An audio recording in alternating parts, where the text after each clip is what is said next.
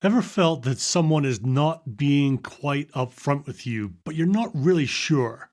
Joe Navarro gives us a tip on reading some nonverbal signs.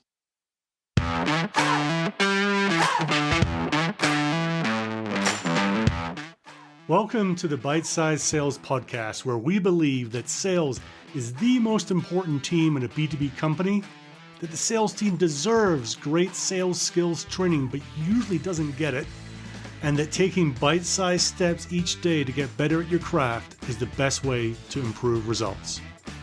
I am your host, Andrew Monahan, and I'm using my experiences in B2B sales to bring you simple, actionable ideas every day to help you get better.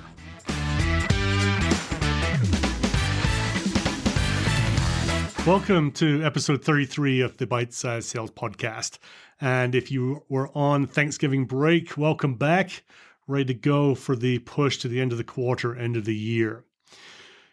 Now, no doubt most of us listening have heard of the research around the different types of communication, the nonverbals, the tone of voice, and what you say.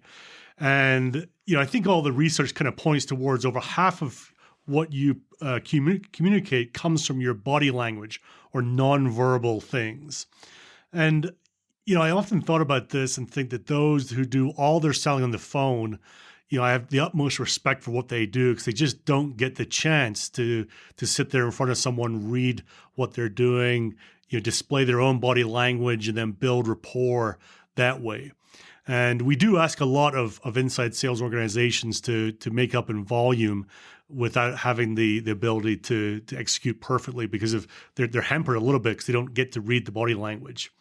We tend to put our most expensive people on the bigger deals, and that's usually face-to-face. And they're definitely at a bit of an advantage when they're working like that. And it kind of brings up another thing in my mind that, you've probably heard about the rise of artificial intelligence or AI in sales. And there's been some doom and gloom predictions that AI is going to take over selling and every salesperson is going to be out of a job. And, I definitely don't in any way prescribe to that way of thinking. I think it has a role to play, but the idea that it's going to take away this whole role of selling seems to me it's certainly in the enterprise space, seems to me to be a little bit far-fetched. And for one of the reasons I have in my own mind is the whole power of reading things in body language. If you think about it, you're sitting there, how's an AI bot going to be able to sit there and work on a big deal and somehow read body language and intent that you can only really get if you're experienced and you're sitting there in front of someone? So anyway, I kind of think that this is a kind of good example where AI probably is at a disadvantage. Today's tip, though, comes from Joe Navarro. He's an ex-FBI agent and an expert on nonverbal communications. He wrote a book a few years back, and the book is called What Everybody is Saying. So everybody's not everybody, but it's everybody is saying. So that's the kind of nonverbal idea. So let me just read from the book. Learn to recognize and decode nonverbal behaviors that are universal. Some body behaviors are considered universal because they are exhibited similarly by most people.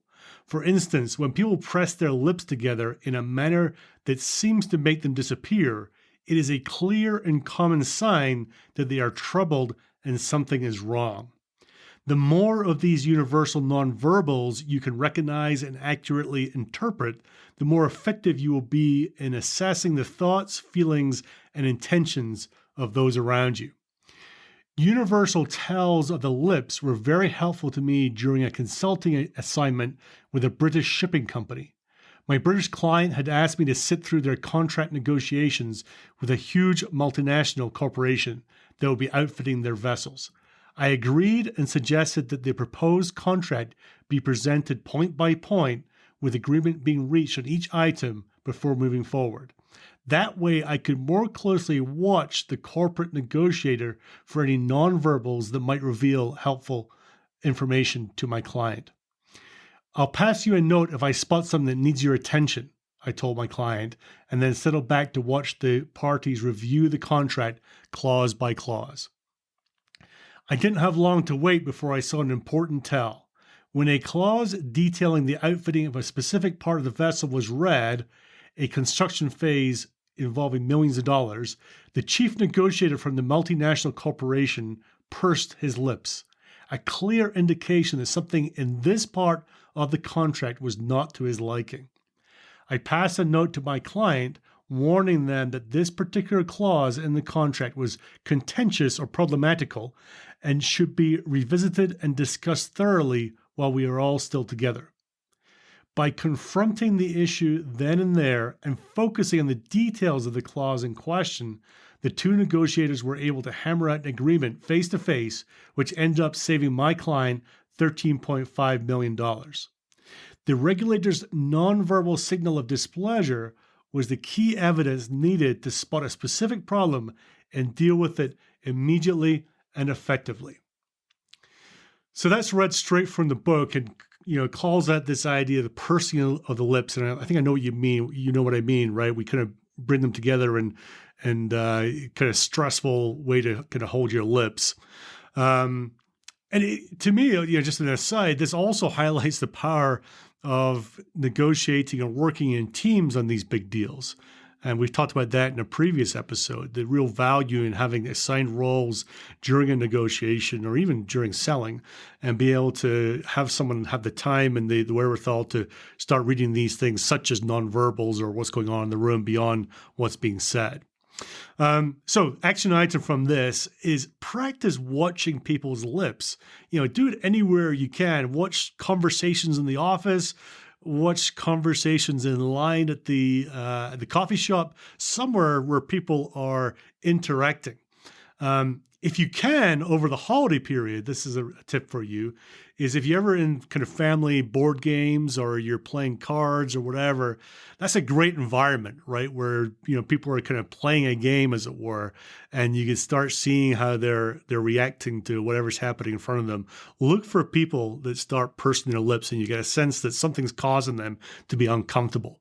And then, start applying these in real sales conversations. We're coming up to the end of the quarter, end of the year here for many of us.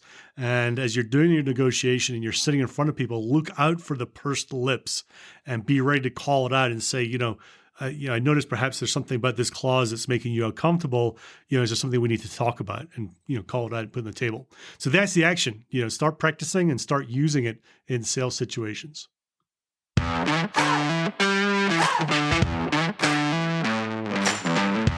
If you like this episode, please share it wide and far. Spread the word. I get energy from seeing people download and use this content, so please just take 20 seconds to share it with anyone you think would like it too.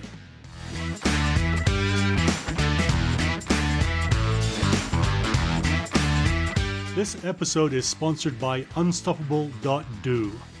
Most sales teams are not trained effectively in the skills and mindset they deserve, and these are the most important people in the company.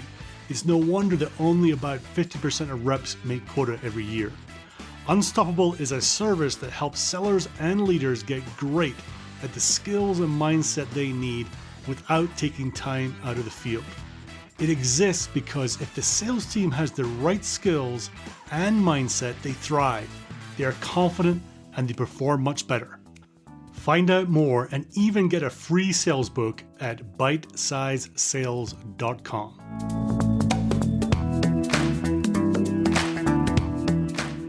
And now to wrap up, as Nikki Downing, Global Channel Director at Mimecast, may or may not have once said, training without implementation is just entertainment, and pretty poor entertainment when Monahan does it.